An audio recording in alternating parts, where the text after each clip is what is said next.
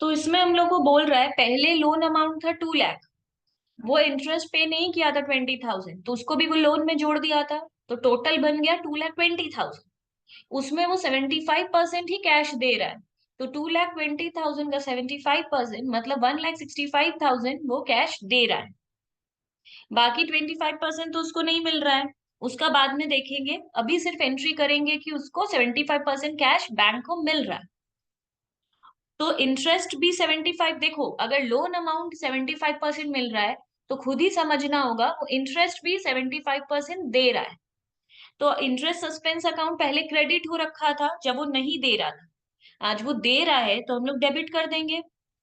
और अब बैंक को इंटरेस्ट का इनकम हो रहा है, पर 20,000 में सिर्फ 75% का ही रुपया मिल रहा है, मतलब 15,000 बैंक को मिल गया, being interest received. Interest receive हो गया, इसलिए इंटरेस्ट सस्पेंस हम लोग हटा दिए और इंटरेस्ट को इनकम साइड में दिखा दी। उसके बाद कुछ रुपया हम लोगों को इंटरेस्ट का नहीं मिल रहा है, क्योंकि 20,000 में उसने सिर्फ 15,000 दिया है, 5,000 तो नहीं दिया है।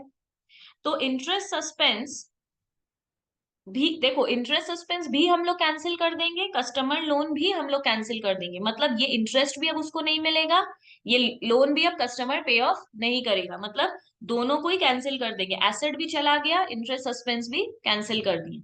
तो 5,000 का हम लोग का जो इंटरेस्ट है, 20,000 में 15,000 मिला तो टू इंटरेस्ट लिखे, नहीं मिला तो मतलब बैंक का एसेट भी खत्म हो गया, क्योंकि नहीं मिला मतलब वो खत्म कर देगा एसेट, अब उस एसेट से पैसा तो मिलेगा नहीं। तो लोन बैंक का एसेट था, अब उस एसेट से 5,000 रुपया नहीं मिलेगा, तो वो लोन को भी कैंसिल कर दिया, इंटरेस्ट सस्पेंस को भी डेबिट करके हटा दिया। और अब वो यहाँ पे बैड डेट दिखाएगा। बैड डेट में क्या, bad debt account debit to customers loan, asset तो कमते ही जाएगा, बैड डेट भी हुआ तो एसेट कम गया। ये हम लोग किए, इंटरेस्ट पे नहीं हुआ था, ये हम लोग को प्रिंसिपल पे नहीं हुआ।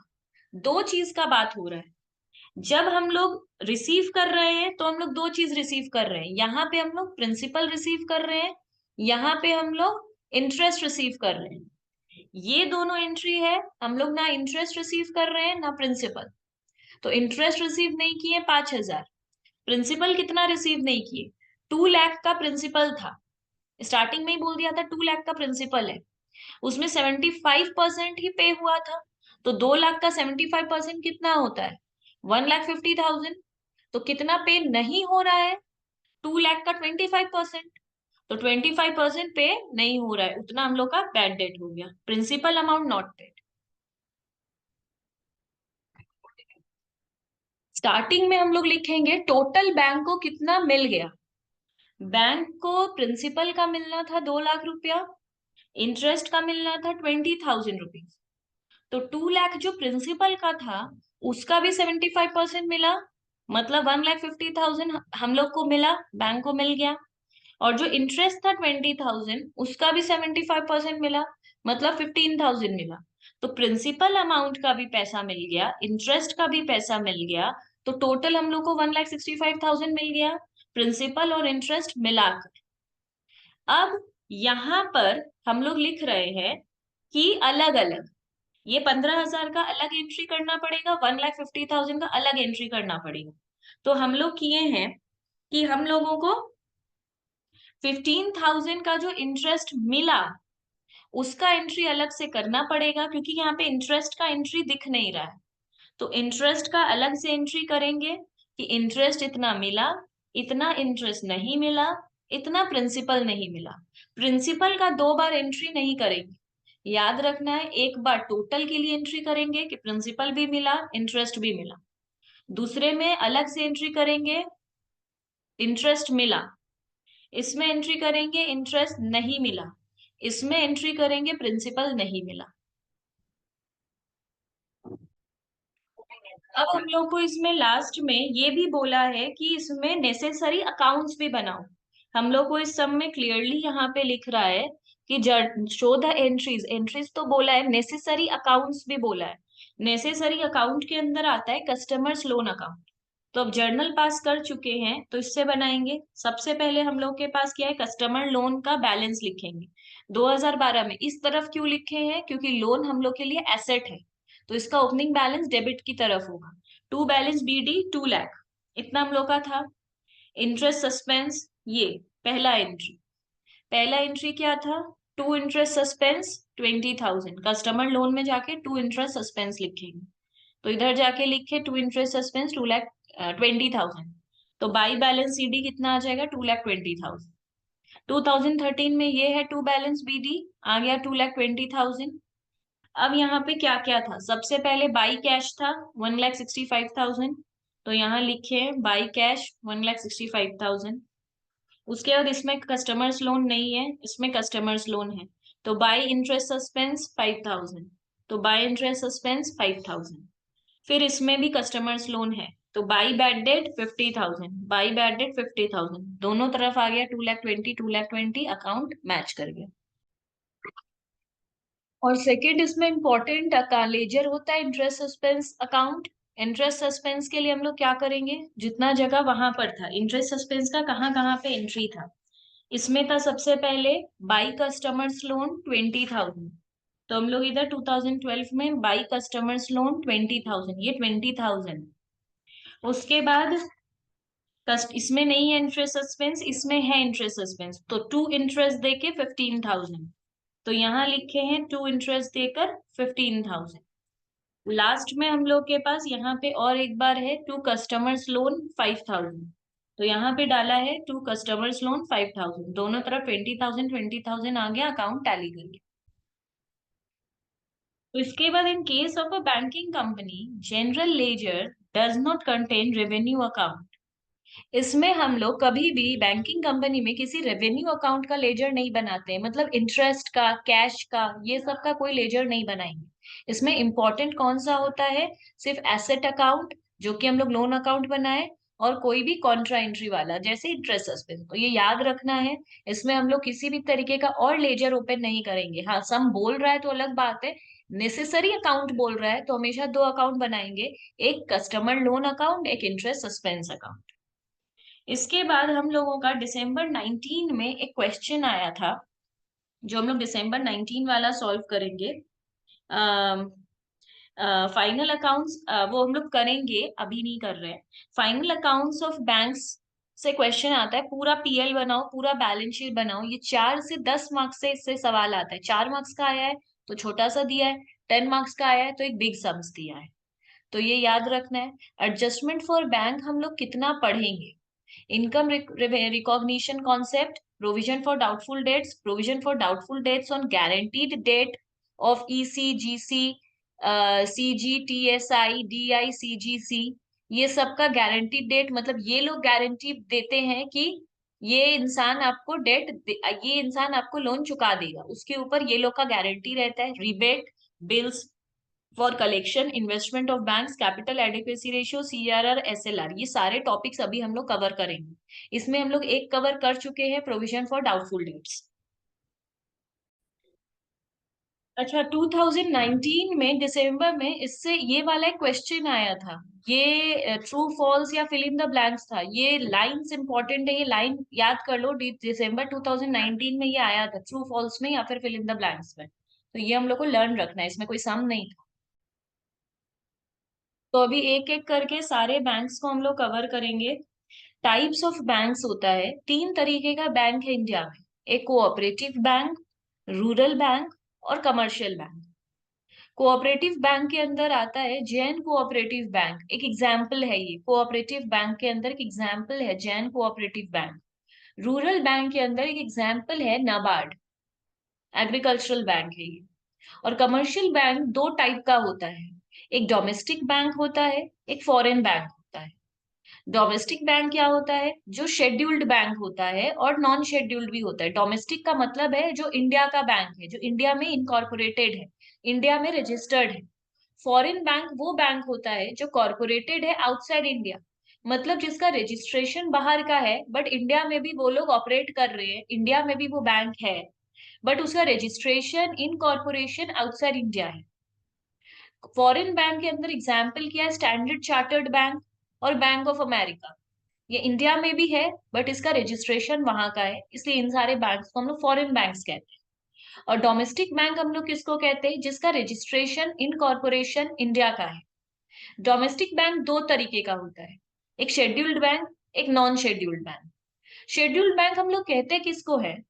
जिस बैंक का गारंटी आरबीआई लेता है, जो आरबीआई के अंडर में ऑपरेट करता है, जो आरबीआई के रूल्स को फॉलो करता है, उन बैंक्स को हम लोग शेड्यूल्ड बैंक कहते हैं। और नॉन शेड्यूल्ड बैंक कहते हैं जिसका आरबीआई कोई गारंटी नहीं लेता है, जो बैंक्स आरबीआई को फॉलो नहीं करता है, जिन बैंक्स को आरबीआई कंट्रोल नहीं करता है, जिनके लिए रूल्स नहीं बनाता है, कोई गारंटी नहीं लेता है, उन बैंक्स को हम लोग नॉन शेड्यूल्ड बैंक कहते हैं। शेड्यूल्ड बैंक का एक एग्जाम्पल है एक्सिस बैंक। अब शेड्यूल्ड बैंक भी दो तरीके का होता है, नेशनलाइज्ड बैंक और अदर्स, मतलब जो नेशनलाइज्ड नहीं है। नेशनलाइज्ड का मतलब क्या होता है? जिसका गारंटी गवर्नमेंट ऑफ इंडिया लेता है, मतलब जिन बैंक्स का गारंटी हम लोग का गवर्नमेंट लेता है, मतलब जिन बैंक्स को कुछ मतलब गवर्नमेंट बैंक कह सकते हैं, हम लोग कह सकते हैं गवर्नमेंट बैंक, नेशनलाइज्ड बैंक कह सकते हैं गवर्नमेंट बैंक। जो गवर्नमेंट जिसका गारंटी लेता है, मतलब अगर उस बैंक में हम लोग पैसा रखेंगे तो गवर्नमेंट के पास मतलब हम लोग अपना पैसा रख रहे हैं। तो नेशनलाइज्ड बैंक के अंदर आता है SBI, state bank of India, PNB, Punjab national bank, BOI, bank of India. और अदर्स है जो नेशनलाइज्ड बैंक नहीं है, मतलब जिसका गारंटी गवर्नमेंट नहीं लेता है, मतलब जो प्राइवेट बैंक्स होते हैं, जिसका गवर्नमेंट का कोई कंट्रोल नहीं होता उन बैंक्स के ऊपर, सारे प्राइवेट बैंक्स जैसे यस बैंक, एक्सिस बैंक, ये सारे बैंक। अब हम लोग कवर करेंगे जो सारा लिस्ट दिए थे कि क्या क्या हम लोग कवर करेंगे, उसमें सबसे पहला टॉपिक है income recognition concept. Income recognition concept में हम लोग ये पढ़ते हैं कि बैंक का इनकम क्या है। बैंक का इंपॉर्टेंट इनकम है इंटरेस्ट। जब भी वो लोन देता है तो उसके ऊपर जो बैंक को इंटरेस्ट मिलता है वही बैंक का सबसे इंपॉर्टेंट इनकम है। तो उसमें हम लोग इंटरेस्ट के ऊपर पढ़ेंगे कि इंटरेस्ट को बैंक रिकॉर्ड कैसे करता है। तो दो तरीके का एसेट होता है, एक परफॉर्मिंग एसेट, एक non performing asset. Non performing asset को हम लोग एनपीए भी कहते हैं।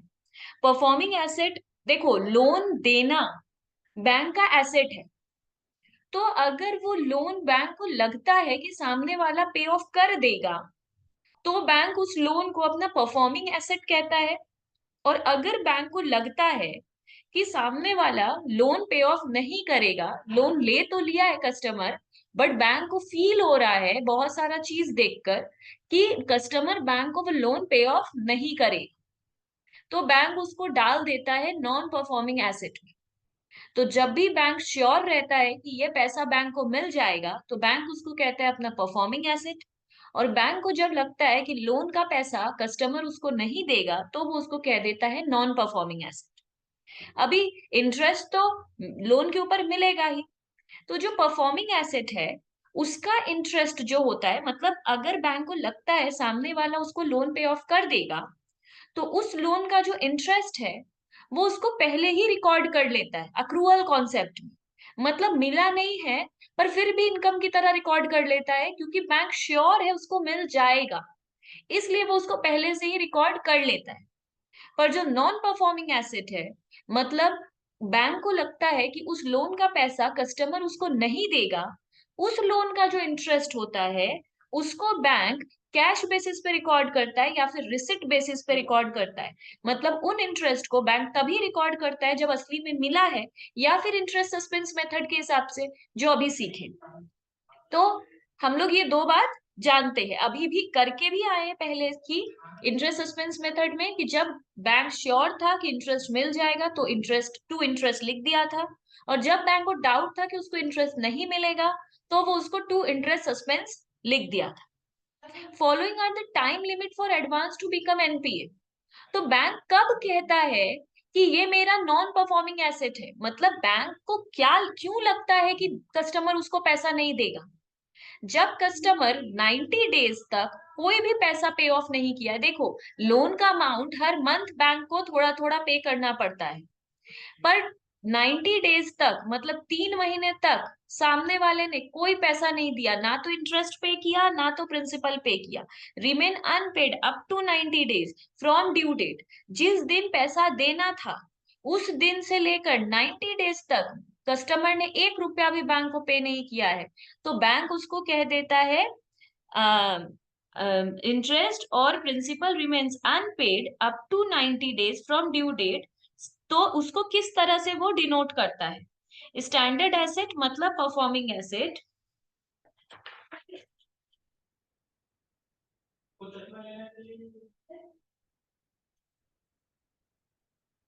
अच्छा, सिर्फ 90 days तक अगर पे नहीं हुआ है तब तक वो परफॉर्मिंग एसेट है।